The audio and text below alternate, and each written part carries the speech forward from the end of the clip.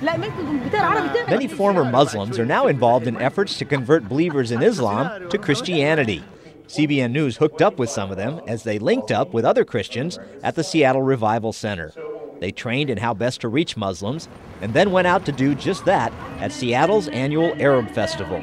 For some reason, Christians think Muslims are particularly hard to witness to. But this group points out they have the exact same spiritual need as everybody else.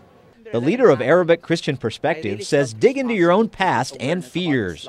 How we used to be not assured of our salvation, we used to be afraid of dying, and this is the same common ground that the Muslims have today, that they are not assured of their salvation, they're afraid of dying, but Jesus came to our life and changed our life. This is the story we need to tell them, that how Jesus changed my life and how He's able to change theirs too. Kamal Salim came to America to recruit terrorists, but instead became a convert to Christ. 3 Christian men reached out to me and loved me unconditionally. But many years before that, he was a terrorist even as a child. I joined the PLO when I was 7 years old. Before that, I was with a group called the Muslim Brotherhood when I was 6 years old. I went to the assault camp when I was 7 years old. Went on my first mission when I was 7 years old. I became a recruiter when I was 7 years old. He fought in many battles and wars against Christians in Lebanon, Russians in Afghanistan, Jews in Israel. But he ended up in America, recruiting new converts here. First, you teach them Islamic teaching. And once it's embedded in their system, then you teach them how to use the gun. George Saeed agrees with Salim that Islam preaches violence. When I see Surah 9:5, it talks about kill the Christian and Jews, the people of the book, wherever you found them. When I see Surah 9:29, also it's almost similar to that. There's over 140 verses in the Quran talk about killing. Salim says don't buy everything you hear about Islam these days. Muslims say we're people of peace. We worship the same God. But what they're really taught... Jews are pigs and monkeys. Jews, they must be killed. The rock will cry out, there's a Jew hiding behind me, come and kill him.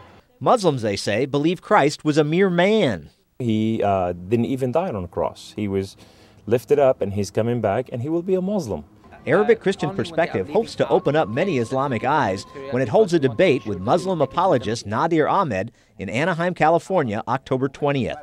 Ahmed is raring to debate the key question, whether Islam is a religion of peace or terrorism. Yeah, there's a lot of anti-Islamic propaganda, especially by Pat Robertson and CBN and places like that. And, I'm really shocked to see how evangelicals love to promote this idea that it's not a religion of peace. Ahmed seems a natural for this debate. He runs his own website defending Islam. I believe there's clear teachings to promote peace with non-Muslims.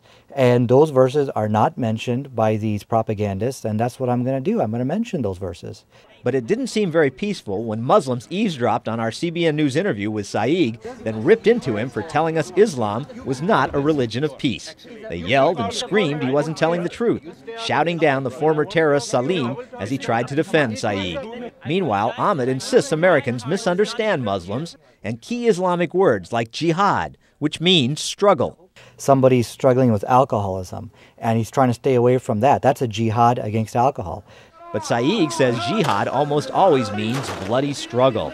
And Salim warns that right here in America, there are 45 Islamic assault camps where would-be terrorists train. These are embedded in different states. Today, the recruiting ground is in prison system, high schools, universities, neighborhood.